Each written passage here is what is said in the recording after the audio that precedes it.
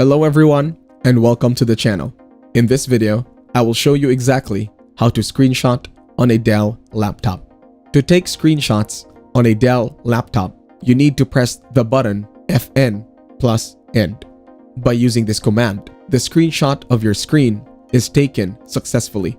To see the screenshot you just took, you need to tap on the Windows search bar. Then, search for the Paint app here. After opening the app, press the Ctrl+V command to paste the screenshot. And now, you can see your screenshot here.